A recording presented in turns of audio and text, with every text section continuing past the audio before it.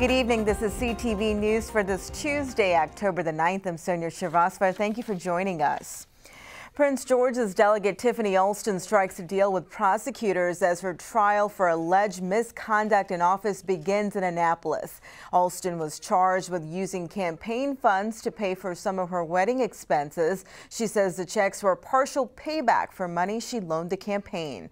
Today, an Anne Arundel County judge sentenced Alston to 1 year in jail with all of the time suspended. According to state law, that means an immediate suspension from office. With the agreement, she will avoid a second trial, but will have to serve 3 years probation, 300 hours of community service, and pay $13,000 restitution to the state. Any type of charges or crimes being committed, and I accept responsibility for what's happened. And I was very candid and very honest with their investigators when they came in. I made a mistake. And I've apologized for that. I'm apologizing to my constituents now for that, but it was not criminal. She's going to comply with the agreement. She's going to conduct herself as she always has as a law-abiding citizen, and she will continue to seek vindication and to seek, as she has said, to support her constituents. Mr. Gordon, myself, Ms. Alston, we have worked to try to make sure that she had a fair trial.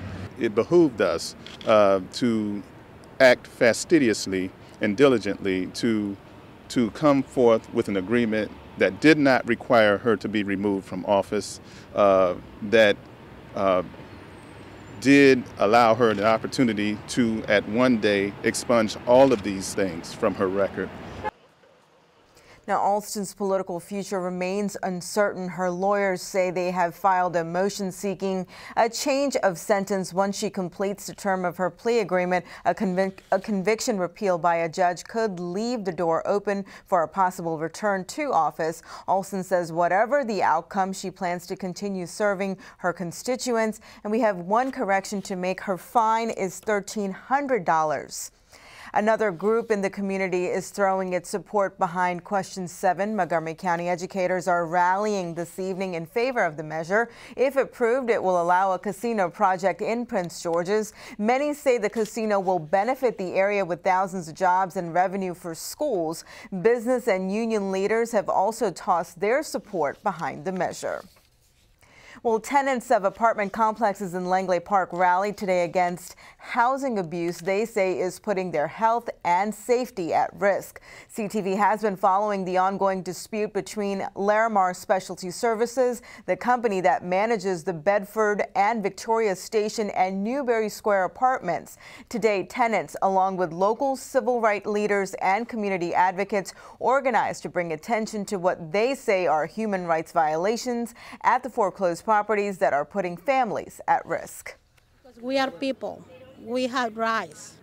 I still living in nice place because over in my apartment we have a lot of sort of mouse, the big holes. I still call and I going to the office. Nobody answered the phone. I have one child. He has asthma. He has asthma. So I put complaint in the office for exchange my department, but they never listen.